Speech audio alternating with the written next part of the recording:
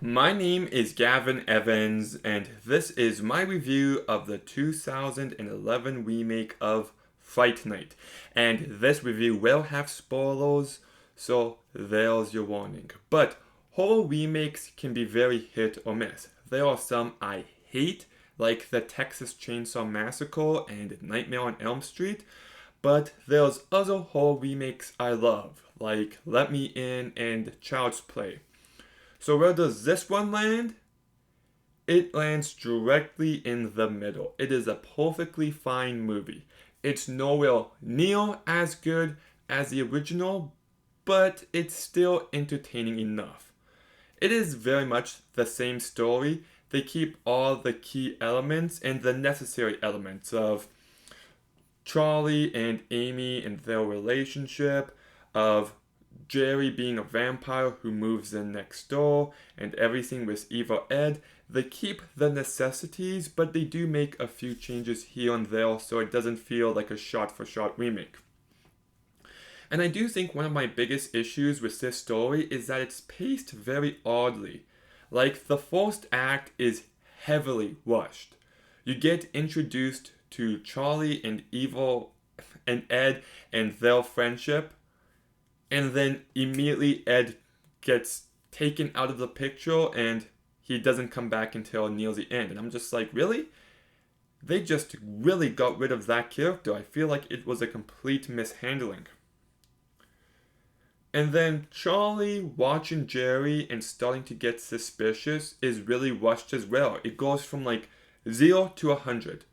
He doesn't believe Ed at all, and then suddenly he believes Ed completely. And same as Amy and his mom. And I just feel like they rushed certain elements. And I do like the fact that they made Peter Vincent kind of like Chris Angel Mind Freak instead of being a typical magician or whatever. But I still feel like his character could have been written into the plot in a bit smoother of a way. So, like, I do like the main story here, but they just pace and structure it to the point where it feels kind of messy. And I will say one change I do like is that you've got Charlie getting popular and him leaving Ed behind, and that all really worked for me, but there were definitely some wonky elements to the script. And the direction by Craig Gillespie, I think, is very inconsistent as well. He does make a fast paced, entertaining movie, and there is one really good tense sequence inside Jerry's house, but it's nowhere near as tense or as scary as the original, and it's not as funny as the original either. It's just doesn't really excel in all the spots that it needed to. Especially when you look at the scene when Jerry gets Amy. In the original, there was this seductive dance, and here it's just a kiss, and it's just lacking that extra punch, you know? But the biggest issue with the direction of this movie is the lack of practical effects. The original movie holds up incredibly well, and it came out in 1985. This movie came out 12 years ago, and it holds up worse than the original because the CGI is so ugly and atrocious, and it's just baffling. Like, it does not work in any way, shape, or form. So, the script, very eh. The direction, very eh. So why am I a bit more positive on this movie? Well, I'll tell you why. It's because of the cast.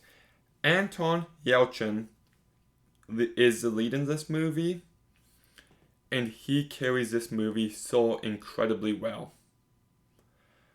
Everything that happened with him is tragic, and it's one of the. It really did hit me hard because I feel like this guy was just a really talented actor, and he shows it in a movie like this. He has so much personality and so much charm and charisma, and he doesn't even have to try hard. He can come across like a geek without being too over the top. He just brings so much humanity into this character, and without him, this movie would not get a positive review from me. Then you got Colin Farrell, who I think was perfectly casted. I don't think it's his best performance though. I think he's fine at best. Christopher Mintz-Plasse, perfectly casted, and he does a great job. But I hated his character, especially how they want me to feel bad for him at the start.